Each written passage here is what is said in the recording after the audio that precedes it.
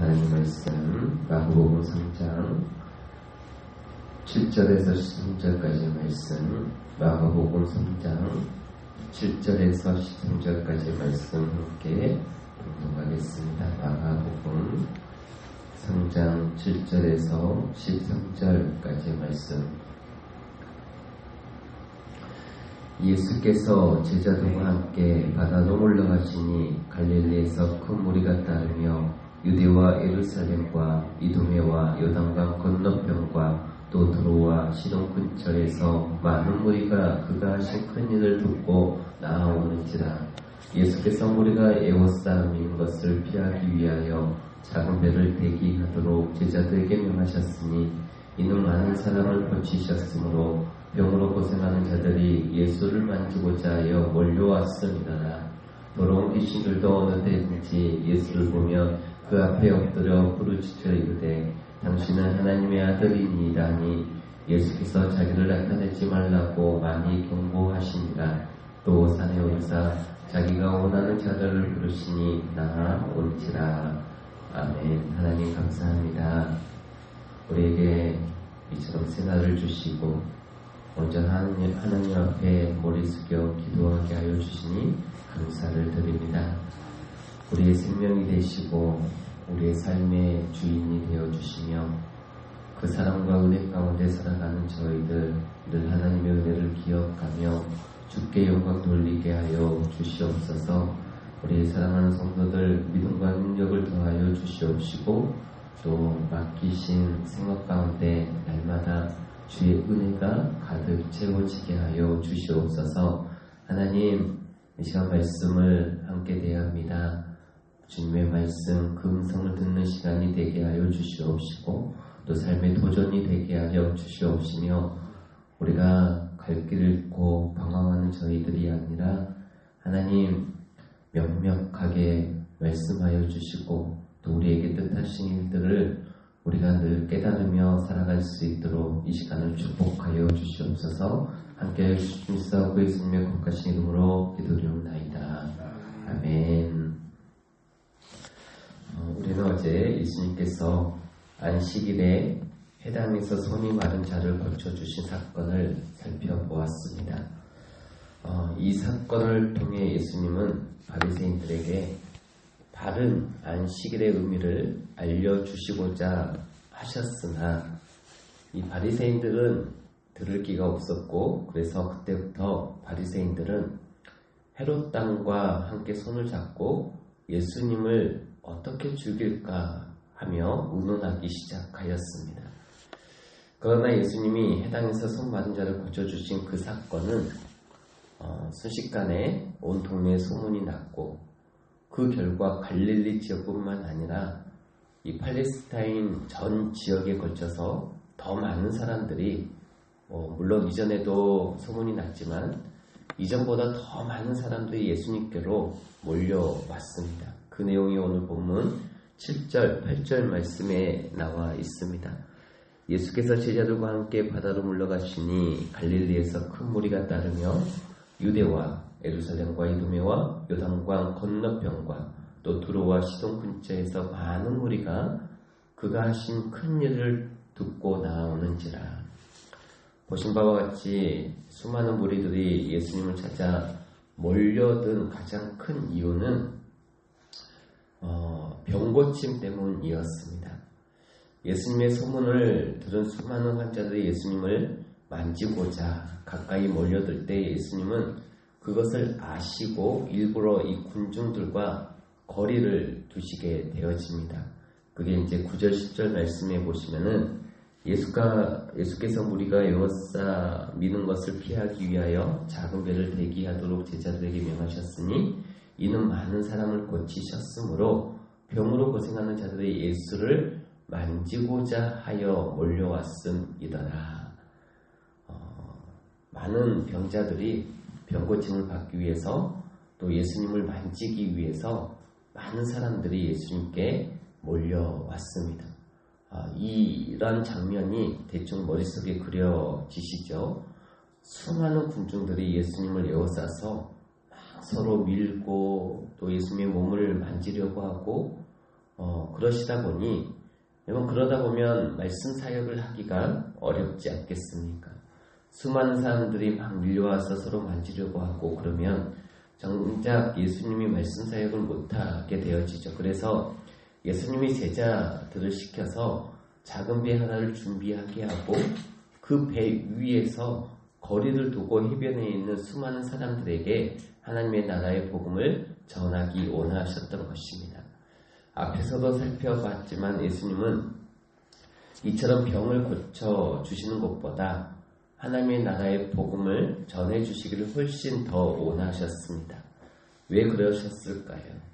왜 예수님은 어떤 기적을 나타내고 사람들의 필요를 채워주시는 것보다 하나님의 나라의 복음을 말씀을 전하기를 더 원하셨을까? 그것은 죄인을 진정으로 변화시키는 것은 어떤 기적이 아니라 말씀이기 때문입니다. 성경은 우리에게 믿음이 말씀을 들으면서 나는 것이지 어떤 기적을 보는 것에서 난다라고 말하지 않고 있습니다. 예를 들면 출애굽했던 이스라엘 백성들이 한번 보십시오. 10가지의 재앙을 시작해서 사실 10가지 재앙 중 한 가지만 보더라도 어마어마한 기적을 목격한 것 아니겠습니까? 그런데 이 10가지의 재앙을 시작해서 홍해의 기적, 마라의 기적, 만나의 기적 이런 수많은 기적들을 경험했음에도 불구하고 그들이 변하지 않습니다. 우리 생각에는 방금 이런 기적들 중에서 하나만 제대로 보여줘도 우리의 믿음이 엄청 좋아지고 내 삶이 완전히 뒤바뀔 것 같은데 그렇지가 않더라라는 것입니다. 우리가 기적을 경험하면 또 다른 기적을 원합니다. 뒤돌아서서 다시 기적이 보이지 않고 어려운 일이 생기게 되어지면 다시 하나님을 의심하고 또 원망하게 되어지죠. 이스라엘 백성들이 그랬습니다. 그들의 필요를 채워주지 않고 그들이 원하는 기적이 일어나지 않자 하나님을 의심하고 이 모세를 불평하기 시작했습니다. 기적이 있을 때 그때뿐이었습니다. 기적을 경험하면 더 큰 기적을 기대합니다. 인간의 더 허망한 기적을 원하게 되어지는 것이죠. 기적밖에 보이지 않는 그런 삶이 되어지는 겁니다. 결국 그들을 변화시켰던 것은 말씀인데 그 말씀을 겸손히 받아들일 수 있도록 하나님이 함께 동원한 것이 40년 광야의 고난이었습니다. 이것은 오늘날에도 마찬가지입니다. 우리가 항상 원하는 것은 기적이죠. 성도들이 신앙생활을 하고 기도를 한다고 하면 가장 먼저 기대하는 것이 기적이고 응답 아니겠습니까? 다 그런 건 아니겠지만 대개 그런 모습들이 있습니다. 그러나 하나님은 어떤 기도회를 통해서 예배를 통해서 또 어떤 부흥회를 통해서도 가장 먼저 우리들에게 뭘 주시기를 원하느냐? 말씀을 가르쳐 주시기를 원하신다는 것입니다. 우리가 그 말씀을 붙잡고 기도하면서 우리의 삶이 하나하나 변화되어지기를 하나님의 말씀대로 변화되어지기를 원하시는 것이죠. 하나님에게 있어서 문제 해결과 응답은 그 다음 순서라는 것입니다. 그래야 말씀 가운데 주신 은혜가 우리의 삶 가운데 하나님의 기적이 나타나고 응답이 나타나면 그게 감사로 이어지고 말씀과 믿음으로 이어지는 것이지 오직 그 믿음이 없이 기적이 일어나면 오직 기적만 바라보고 헛된 것만 우리가 추구하고 소망한다라는 것입니다. 그래서 저는 바라기는 이런 주님의 마음을 깨달아서 기적과 응답을 구하기 전에 먼저 하나님의 말씀에 겸손히 귀를 기울이고 또 그 말씀을 붙잡고 기도하심으로 말미암아 우리 모두의 믿음이 더 바른 믿음, 더 굳건한 믿음으로 성장할 수 있기를 주의 이름으로 축복합니다. 이제 예수님은 12제자를 세우십니다. 13절부터는 예수님이 12제자를 택하시고 부르시는 장면이 나옵니다. 예수님은 아셨습니다. 뭘 아셨느냐? 복음 전파 사역이 예수님에게서 끝나버리면 안 되고 제자들 통해서 땅끝까지 전파되어 온 세상에 주님의 몸된 교회들이 세워져서 그 교회들을 통해 먼 후대까지 복음이 전파되어야 할 것을 예수님은 알고 계셨습니다. 그러한 전략이 있으셨던 것이죠. 시대마다 하나님의 전략과 대안은 어떤 프로그램이 아니라 사람이었습니다. 그래서 예수님은 때가 되었을 때 이 12명의 제자들을 세우시는데요. 오늘 13절을 보시면 또 산에 오르사 자기가 원하는 자들을 부르시니 나온지라. 방금 이 말씀에는 산에 오르사 원하신 자들을 부르셨다라고 기록이 되어 있는데 똑같은 사건을 기록하고 있는 누가복음 6장 12절에 보면은 이때의 상황을 보다 구체적으로 기록하고 있습니다. 제가 읽어드릴게요. 누가복음 6장 12절 13절 말씀에 보면 이때 예수께서 기도하시러 산으로 가사 밤이 새도록 하나님께 기도하시고 밝음에 그 제자들을 부르사 그 중에서 12를 택하여 사도라 칭하였으니. 마가복음보다 더 자세하게 기록이 되어 있는데 마가복음에서는 그냥 산에 오르셨다라고만 그렇게 기록이 되어 있는데 누가복음에는 기도하러 산으로 가사, 왜 산에 오르셨는지가 나와 있죠. 기도하러 산으로 가사 밤이 새도록 하나님께 기도하시고 날이 밝은 후에 제자들을 부르셨다라고 기록이 되어 있습니다.